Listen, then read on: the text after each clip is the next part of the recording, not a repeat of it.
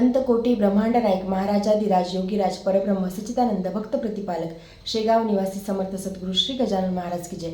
नमस्कार, जय गजानन. तुमच्या सगळ्यांचं आपल्या चॅनलमध्ये खूप खूप स्वागत आहे. आपण जीवन जगत असताना जीवनामध्ये अनेक अडचणींचा सामना करत असतो. अनेक चिंता, निराशा आपल्या मनामध्ये असतात. कधी कधी छोट्यातली छोटी गोष्ट किंवा मोठ्यातली मोठी गोष्ट जरी आपल्या मनासारखी झाली नाही, त्यावेळी आपण खूप हताश होतो, निराश होतो, आपल्याला सुचत नाही. अशावेळी काय करावं? अशावेळी फक्त एकच गोष्ट आपल्यासाठी करणे चांगली आहे, ती म्हणजे आपण सगळ्या चिंता श्री गजानन महाराजांवरती सोडून द्यावं आणि आपण फक्त श्री गजानन महाराजांचं चिंतन करावं. कारण की आपल्या चिंता केल्यामुळे खरंच आयुष्यामध्ये काही होत नसते. जेवढं आपण भगवंत नामस्मरण करू, भगवंत भक्ती करू, तेवढंच आपल्यासाठी चांगलं आहे. जेव्हा एखाद्या गोष्टीमध्ये आपण गुरफटलेलो असतो, त्यावेळी आपल्या लक्षामध्ये ह्या सगळ्या गोष्टी येत नाही की आपण नामस्मरण करावं. परंतु जेव्हा आपलं मन शांत होईल, त्यावेळी सारासार विचार जर का आपण करून बघितला, त्यावेळी एकच गोष्ट लक्षात येते की आपल्या सगळ्या ज्या चिंता आहेत त्या आपण श्री गजानन महाराजांच्या चरणाशी अर्पण केल्या. सगळा जो आपला भार श्री गजानन महाराजांवरती आपण टाकून दिला ना, तर आपण निवांत राहावं. आपण स्वस्थ निवांत राहून फक्त त्यांचं चिंतन मनन करत राहावं, त्यांचं नामस्मरण करत राहावं.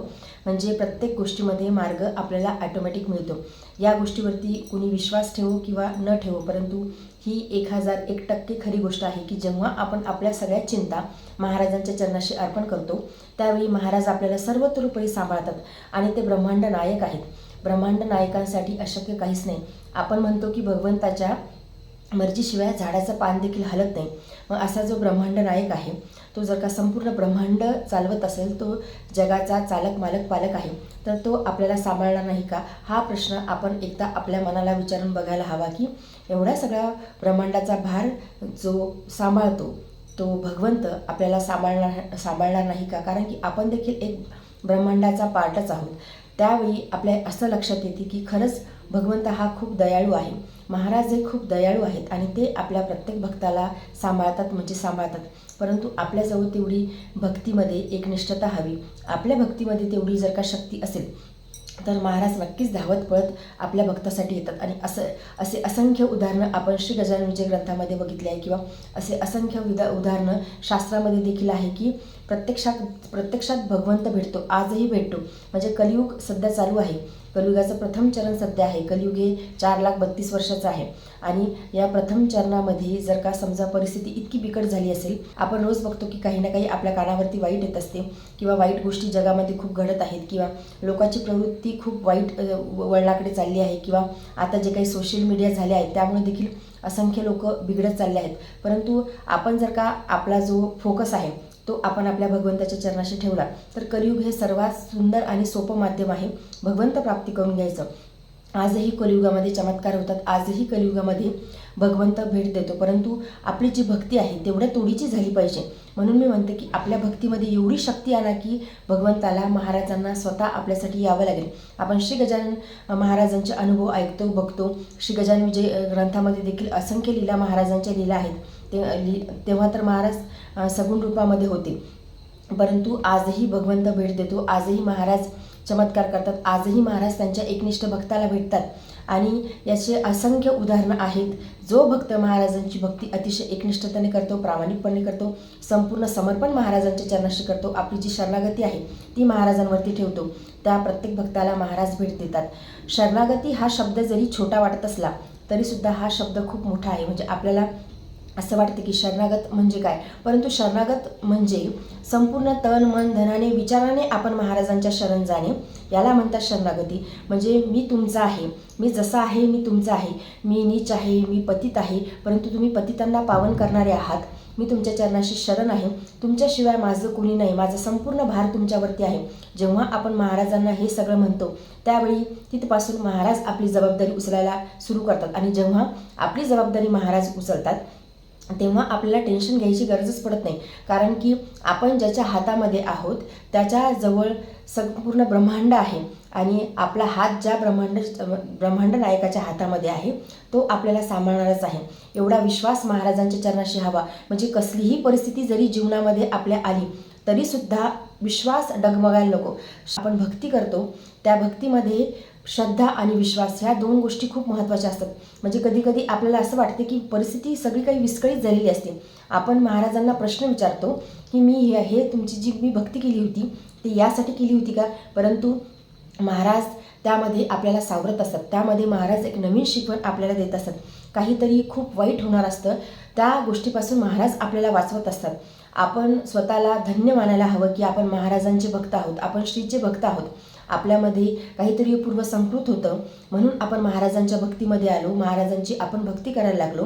कारण पूर्वसंस्कृता वाचून भक्ती होतच नाही, काहीतरी पूर्वसंस्कृत असावं लागते. त्यावेळेस आपण भगवंत भक्ती करायला लागतो, महाराजांची भक्ती करायला लागतो, त्यावेळेस आपण अध्यात्माची वाट पकडतो. नाहीतर तुम्ही बघा की असे असंख्य लोक आहेत ज्यांचा आणि अध्यात्माचा किंवा ज्यांचा आणि भक्तीचा भगवंताचा काहीही संबंध नसतो. मग आपण धन्य मानायला हवं की आपल्याला भगवंत भक्ती करायला, महाराजांची भक्ती करायला या जन्मामध्ये मिळाली आहे. आपल्या जीवनाचं आपण तेव्हाच कल्याण करून घेऊ शकू जेव्हा आपण भगवंत भक्तीमध्ये जास्तीत जास्त एक एक पायरी असते. जेव्हा आपण एक एक पायरी चढत जाऊ त्यावेळी आपल्याला कळते की हे जे काही भौतिक सुख आहे हे खरंच काही कामाचं नाही. खरा जीवनाचा सार तर भगवंत प्राप्तीच आहे. मनुष्य देहाचा खरा जीवनाचा सार हा भगवंत प्राप्तीच आहे. आणि कलियुगामध्ये आपण जन्म घेतला आहे, अर्थात आपल्याला आपले कर्तव्य करावेच लागणार आहे. भगवंताला देखील त्याच्या कर्तव्यापासून सुटका नाही. तर आपण कोण आहोत? आपल्याला देखील आपले कर्तव्य करावेच लागणार आहे. परंतु कर्तव्य करत असताना देखील प्रत्येक क्षणी महाराजांचं नामस्मरण करणं, महाराजांना एक मिनिट देखील विसरायचं नाही. जेव्हा तुम्हाला आठवण येईल तुम्ही एक खूप छान प्रयोग करू शकता की मोबाईलमध्ये अलार्म लावून ठेवायचा आणि दर एका तासाला तो अलार्म वाजला पाहिजे. म्हणजे तुमच्या लक्षात येईल की तुम्हाला नामस्मरण करायचं आहे. दर एक तासाला तुम्ही 1 मिनिट जरी श्री गजानन महाराजांचं नामस्मरण केलं, तुमचा वेळात वेळ काढून, मग तुम्ही ऑफिसमध्ये असो किंवा बाहेर कुठल्याही कामामध्ये व्यस्त असो तरीसुद्धा महाराज ही कृपा करणार आहेत. महाराजांना काय हवं आहे? आपला शरणागत भाव. महाराजांच्या चरणाशी आपण संपूर्णपणे शरण गेलो तर महाराज आपल्याला नक्कीच सांभाळतात. श्री गजानन विजय ग्रंथामध्ये आपण महाराजांच्या असंख्य भक्ताचे अशा कथा बघितल्या आहेत. गणू जवळची गोष्ट आपण बघितली आहे, कथा बघितली आहे की महाराज त्याला कपारीमधून कसं सोडवतात. महाराज प्रत्येक एकनिष्ठ भक्ताला, मग तो भक्त ज्या भक्ताने महाराजांना आर्त हाक दिली त्या प्रत्येक एकनिष्ठ भक्ताला महाराज सांभाळतात, म्हणजे सांभाळतात. शास्त्रामध्ये देखील असंख्य असे उदाहरणं आहेत. असंख्य भक्तांच्या चरित्रामध्ये येते. म्हणजे मी त्यामुळे तुम्हाला नेहमी सांगते की तुम्ही संत एकनाथ महाराज असतील, संत नामदेव महाराज असतील, संत जनाबाई असतील, सखूबाई असतील, संत नरसिंह मेहता असतील, यांचे चरित्र तुम्ही वाचत जा. संत नरसिंह मेहता यांना 52 वेळेस द्वारकाधीश यांनी दर्शन दिलेलं आहे. भगवंत भेटलेला आहे. नामदेव महाराजांना साक्षात पांडुरंग भेटलेला आहे. म्हणजे जिथे भाव असेल तिथे भगवंत आहे. नरसिंह मेहता यांच्या मुलाचं लग्न असते त्यावेळी देखील द्वारकाधीश येतात, त्यांच्या मुलाचं संपूर्ण लग्न करतात. आणि असं लग्न होते की तसं लग्न करणं एखाद्या श्रीमंतासाठी देखील अशक्य असेल. तर भगवंत हा सांगायचं तात्पर्य हे आहे की भगवंत हा आपल्या भक्ताच्या रक्षणासाठी येतो. त्यामुळे हे जे काही संत झालेले आहेत म्हणजे त्यांचे चरित्र यासाठी वाचावे की त्यामधून आपल्याला भक्ती कशी करावी हे शिकायला मिळते की भगवंताची भक्ती कशी असावी. आपण अतिशय निस्वार्थपणे भगवंताची भक्ती केली, ज्यावेळी आपण संपूर्ण भार त्यांच्यावरती जेव्हा टाकून देतो त्यावेळी ते सांभाळतात. म्हणजे आपली जबाबदारी त्यावेळी काहीच उरत नाही. संपूर्ण जबाबदारी महाराज आपली स्वीकारतात. भगवंत आपली संपूर्ण जबाबदारी स्वीकारतो. आपलीच काय, आपल्या संपूर्ण कुटुंबाची जबाबदारी भगवंत स्वीकारतो. म्हणजे जसं नवरा बायको आहे, एक मुलं आहेत, तर समजा नवरा बायकोपैकी कोणी जे एक भक्त असेल, नवरा भक्त असेल किंवा बायको भक्त असेल, तर संपूर्ण कुटुंबाची जबाबदारी महाराज स्वीकारतात. आणि असे असंख्य उदाहरणे आहेत, अशा असंख्य लीला महाराजांच्या आहेत किंवा भगवंताच्या अशा असंख्य लीला आहेत, शास्त्रामध्ये त्या नमूद आहेत. आणि आपण त्या गोष्टीवरती विश्वास ठेवून जर का आपण भगवंत भक्ती केली, त्यासाठी तुम्ही चरित्र ऐकत जा, वाचत जा. हे जे संत चरित्र आहेत हे आपल्याला यासाठीच वाचायचे असतात, ऐकायचे असतात. संत तुकाराम महाराजांचं देखील खूप सुंदर छान चरित्र आहे, ते देखील तुम्ही वाचा. जगद्गुरू संत तुकाराम महाराज काय होते, त्यांनी भक्ती कशी केली. संत नामदेव महाराज असतील, संत जनाबाई असतील किंवा नरसिंह मेहता असतील किंवा असंख्य असे जे भक्त आहेत जे आपल्या महाराष्ट्रामध्ये तर खूप सुंदर छान भक्त झाले आहेत. म्हणजे त्यांची भक्तीची पराकाष्ठाच वेगळी आहे, त्यांची भगवंत भक्तीची पद्धतच वेगळी आहे. आणि आपण धन्य आहोत की आपल्याला महाराष्ट्रामध्ये जन्म मिळाला आहे. या संतांचे चरित्र आपल्याला ऐकायला वाचायला मिळाले आहेत. आणि तुम्ही ऐकत जा, त्यांचे अभंग ऐकत जा. यातून आपल्याला भक्ती कशी करायची आहे, भक्ती आपली अधिक पुष्ट कशी होईल यामध्ये नक्कीच मदत मिळते. त्यामुळे एक गोष्ट नेहमी करता लक्षात ठेवा, म्हणजे काही तुमच्याकडून हो किंवा न हो, परंतु अखंड नामस्मरण श्री गजानन महाराजांचं अखंड नामस्मरण करायला सुरुवात करा आणि महाराजांच्या चरणाशी संपूर्ण भाव ठेवा, महाराजांवरती विश्वास ठेवा. जेव्हा आपण महाराजांवरती विश्वास ठेवू त्यावेळी महाराज हे नक्कीच मदत करतील, महाराज हे नक्कीच सांभाळतील, महाराज हे नक्कीच कृपा करतील. श्री गजानन विजय ग्रंथामध्ये एक सुंदर छान ओळ आहे, ती मला खूप जास्त आवडते. संत न दगा देती कौनासी. खरंच संत हे कधीच कौनाला दगा देत नाही. आजपर्यंत एकही श्री गजानन भक्त असा नसेल की महाराजांनी त्या भक्ताची पाठराखण केली नाही किंवा महाराजांनी त्या भक्ताला सांभाळलं नाही. मग तो भक्त पूर्वीपासूनचा भक्त असो किंवा त्याने आर्तहाक महाराजांना वेळेवरती मारलेली असो, एखाद्या संकट काळाच्या वेळेस किंवा संकट समयाच्या वेळेस प्रत्येक वेळेस महाराज हे त्याच्या हाकेला धावून गेलेले आहेत. असे अनुभव देखील मी तुमच्यासोबत एक शेअर केला होता. एका ताईंचा की त्या अगोदर श्री गजानन महाराजांच्या भक्त नव्हत्या, परंतु एक वेळ असंच त्यांच्यावरती संकट आलं आणि त्या श्री गजानन महाराजांच्या भक्ती करायला लागल्या आणि महाराजांनी त्यांना मदत केली, महाराजांनी त्यांना साथ दिली. तर जेव्हा असं होते की मी पूर्वी तर महाराजांची भक्ती करायचं नाही, परंतु आता अचानक मला महाराजांची भक्ती करावीशी वाटली, मला महाराजांची ओढ निर्माण झाली, तर हे असं का होते? म्हणजे आपण भक्ती करत आहोत किंवा आपण महाराजांचं पारायण करत आहोत, आपण असं म्हणणं चुकीचं आहे.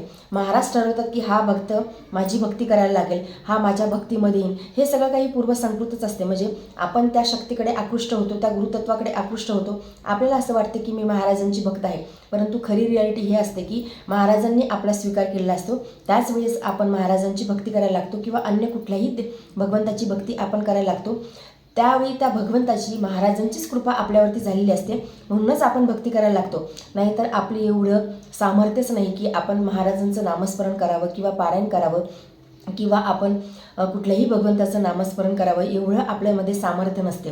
आपलं पूर्वसंकृत असते, आपलं पूर्वसंचित असते. त्यावेळेसच भगवंत भक्ती होते आणि त्यावेळेसच आपण ह्या सगळ्या गोष्टीमध्ये येतो, अध्यात्मामध्ये येतो आणि महाराजांची कृपा आपल्यावरती व्हायला सुरुवात होते. जास्तीत जास्त चिंतन करा, चिंता करू नका, महाराजांचं नामस्मरण करा. जेवढे जास्त आपण चिंतन करू तेवढंच आपली आध्यात्मिक उन्नती होणार आहे, तेवढीच महाराजांची कृपा आपल्यावरती होणार आहे आणि तेवढंच महाराज आपल्याला सांभाळणार आहे आणि आपल्या जीवनाचं कल्याण होणार आहे. तर आजच्या व्हिडिओमध्ये एवढंच. व्हिडिओ जर तुम्हाला आवडला असेल तर व्हिडिओ लाईक करा, चॅनलवरती नवीन असेल तर चॅनलला सबस्क्राईब करा. जय गजानन. धन्यवाद.